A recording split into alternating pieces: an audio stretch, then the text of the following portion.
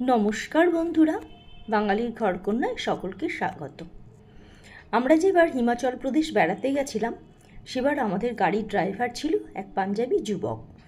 নানান গল্পের মাধ্যমে তার কাছে জানতে পেরেছিলাম সর্ষের শাক তাদের ভীষণ প্রিয়, কিন্তু সেই শাক তারা কেমনভাবে রান্না করে সেটা কিন্তু তার কাছ থেকে আমি জেনেছিলাম। আজকে আমি সেইভাবে সর্ষের শাক রান্না করব এবং অসাধারণ স্বাদের এই রান্নাটা আপনারা এইভাবে একবার রান্না করে দেখবেন এবং আমাকে অবশ্য করেই জানাবেন কার কেমন লেগেছে। সর্ষের শাক বেশি সময় লাগে না, শুধু একটুখানি সিদ্ধ করতে যেটুকু সময় সেইভাবেই সিদ্ধ করে নিয়ে এই রান্নাটা করে নিতে হবে এবং তার সঙ্গে সামান্য কিছু মশলা লাগবে, সেগুলো দিলেই এই রান্নাটা হয়ে যাবে। চলুন তাহলে দেখে নেওয়া যাক রান্নাটা আমি কিভাবে করছি। এখানে নিয়ে নিয়েছি এক আঁটি সর্ষের শাক। শাকটাকে আমি ভালো করে বেছে ধুয়ে পরিষ্কার করে নিয়েছি, কারণ শাকের মধ্যে অনেক বালি থাকে, তাই এটাকে ভালো করে ধুয়ে নিতে হয়।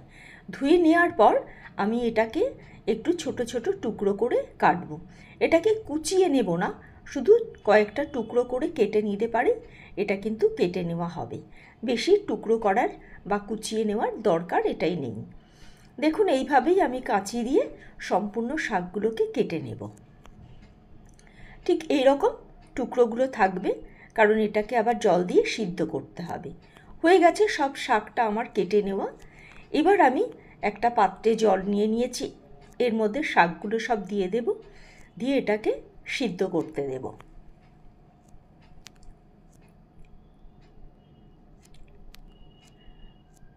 শাকগুলো সিদ্ধ হতে হতে আমি এর জন্য যে মশলাটা সেইটা তৈরি করে নেব।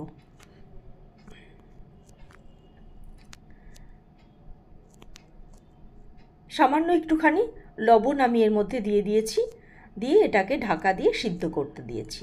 এবার মশলার মধ্যে নিয়েছি এখানে আদা, কাঁচা লঙ্কা, রসুন আর টমেটো, এগুলো সব আমি পেস্ট তৈরি করে নেব।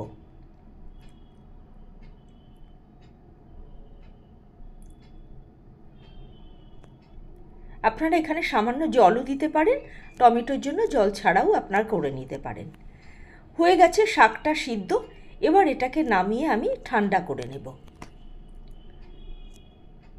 দেখুন শাকটা সম্পূর্ণ সিদ্ধ হয়ে গেছে, আমারটা খুব সামান্য পরিমাণে, আর ওরা যেটা রান্না করে সেটা বলছে মানে জয়েন্ট ফ্যামিলি তো, বলছে মোটামুটি ধরুন কেজিখানেক শাক ওদের রান্না করতে হয় এবং সেইটা দিয়ে রুটি দিয়ে ওরা খায়। রুটির তো মানেই ওদের ঘিয়ের ছড়াছড়ি, কারণ ঘি, দুধ, মাখন, বাটার, লস্যি এগুলোই ওদের কিন্তু খাদ্য, ওরা মাছ মাংসটা একদমই খায় না। হয়ে গেছে ঠান্ডা, এবার এটাকে মিক্সিং জারের মধ্যে দিয়ে আমি একটা পেস্ট তৈরি করে নেব।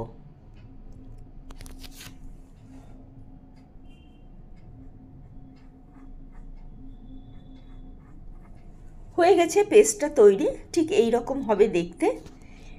এবার গ্যাসের উপরে কড়াই বসিয়ে দিয়েছি, নিয়ে নিয়েছি মাঝারি সাইজের একটা পেঁয়াজ, কারণ বেশি শাক নেই তাই পেঁয়াজের পরিমাণটা সেই বুঝেই এখানে আমি ব্যবহার করেছি।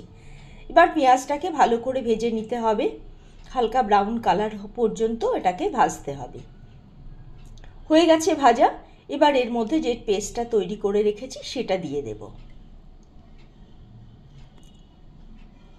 এবার এটাকে ভালো করে নাড়াচাড়া করে কষিয়ে নিতে হবে। এর সঙ্গে ঘরোয়া মশলা কিছু দেব, অর্থাৎ লবণ, হলুদ, জিরে, ধনে, এগুলো সব অল্প অল্প করে যেটুকুনি পরিমাণ সেই অনুযায়ী দেব। লবণটা দিয়ে দিলাম, এবার এর মধ্যে দিয়ে দেব পরিমাণ মতো হলুদ।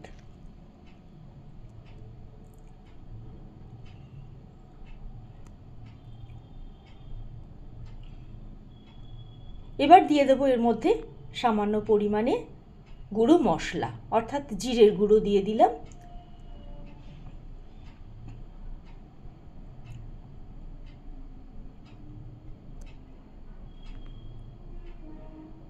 আর দিয়ে দিলাম ধনে গুঁড়ো। আমার শাশুড়ি মা বলেন জিরের গুঁড়ো খেলে পেটটা বেশি গরম করে, সেই জন্য ধনের গুঁড়ো পেটটাকে ঠান্ডা করে, তাই দেখবেন খেয়াল করে আমি রান্নাতে কিন্তু জিরের গুঁড়োর চেয়ে ধনের গুঁড়োটাই বেশি ব্যবহার করি। এবার সব মশলাগুলো ভালো করে কষিয়ে নেব। মশলা কষাতে যেটুকুনি সময় সেটুকু তো দিতেই হবে। আর দিয়ে দিলাম সামান্য পরিমাণে একটুখানি চিনি। যেহেতু টমেটো আছে সেই জন্য পরিমাণ মতো একটুখানি চিনি, খুব বেশি না, সামান্য পরিমাণে দিয়ে দিলে ব্যালেন্সটা ভালো হবে। এবার মশলাটা সম্পূর্ণ কষিয়ে নেব। দেখুন ঠিক এই রকম কষানো হবে। কষানো হয়ে গেছে। এবার পেস্ট করে রাখা যে শাকটা সেটা আমি এর মধ্যে দিয়ে দিচ্ছি। দিয়ে এবার নাড়াচাড়া করে শাকটাকে ভালো করে রান্না করে নিতে হবে। একটুখানি শুকানো পর্যন্ত এটাকে লো টু মিডিয়াম ফ্লেমে ভালো করে নাড়াচাড়া করে এটাকে শুকিয়ে নিতে হবে। এইটা রুটি দিয়ে পরোটা দিয়ে অসাধারণ লাগে খেতে। আপনারা একবার একটু করে দেখবেন, তারপরে আমাকে জানাবেন যে আপনাদের সত্যিই ভালো লেগেছে নাকি লাগেনি। ঠিক এই রকমই শুকিয়ে আসবে। আরেকটু নাড়াচাড়া করে আমি আরেকটুখানি শুকিয়ে নেব এটাকে। দেখুন প্রায় শুকনো হয়ে গেছে। আমি এর মধ্যে ধনেপাতা বা অন্য কিছু ব্যবহার করব না। রান্নাটা সম্পূর্ণই আমার হয়ে গেছে। এবার আমি গ্যাসটা অফ করে এটাকে ঠান্ডা হতে দেব।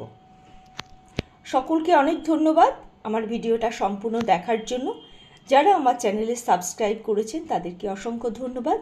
যারা এখনও সাবস্ক্রাইব করেননি অনুরোধ করব অবশ্য করে একটা লাইক, শেয়ার এবং সাবস্ক্রাইব করবেন। আর এই রান্নাটা আপনারা বাড়িতে করে আপনাদের কার কেমন লেগেছে এটা কিন্তু অবশ্যই আমাকে মতামতে জানাবেন। তাহলে আমি আরও বেশি উৎসাহ পাব নতুন নতুন আরও রান্না করে আপনাদের সামনে পরিবেশন করব। সকলে ভালো থাকবেন, সুস্থ থাকবেন। আর আমার ভিডিও দেখে কার কেমন লেগেছে অবশ্য করেই জানাবেন। আর একটা অনুরোধ রয়েছে, কে কোথা থেকে দেখছেন সেটাও আমাকে একটু জানালে আমি বেশি খুশি হব। তাহলে আজকের ভিডিও এখানে শেষ করছি। আবার দেখা হবে নতুন আর একটা ভিডিও নিয়ে, নতুন আর একটা পর্ব নিয়ে। ততদিনে আবারও বলছি, সকলে ভালো থাকবেন, সুস্থ থাকবেন, সাবধানে থাকবেন। আমি গার্নিশের জন্য এর উপরে দিয়ে দিচ্ছি দুটো লঙ্কা।